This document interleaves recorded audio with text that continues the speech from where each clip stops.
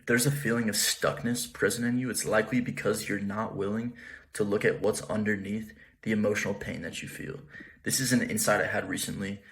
About a week ago, I was out with friends and I started feeling this intense awkwardness, this self-consciousness. And it lasted throughout the night, all the way until I got home. So when I got home, I started inquiring into it. I asked myself, what is underneath this? What is the belief that I have such that this feels like the natural response?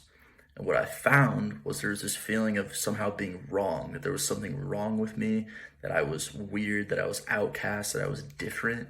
It all stemmed from this feeling of being wrong. So as I sat with the feeling of being wrong and just was with it and brought the full force of my attention onto it, it dissolved. I asked myself again, is there something wrong with me? And the answer, and it felt like almost absurd. Of course there's not anything wrong with me. And this taught me that to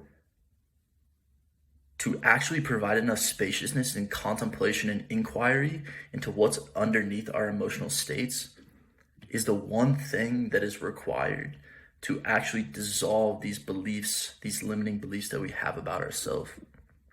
And if we're stuck in this feeling of not being enough, of being a victim, of being wrong, of being worthless, it's likely because when we feel the emotional pain is what's being generated from this belief. If you get rid of the belief, the emotional pain of shame, awkwardness, self-consciousness goes away.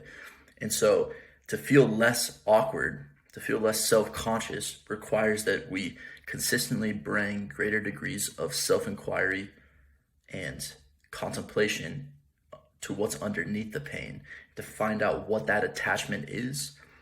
And by sitting with the attachment for long enough, it will fizzle out, proposing that this is something that you can do in your daily life as it arises.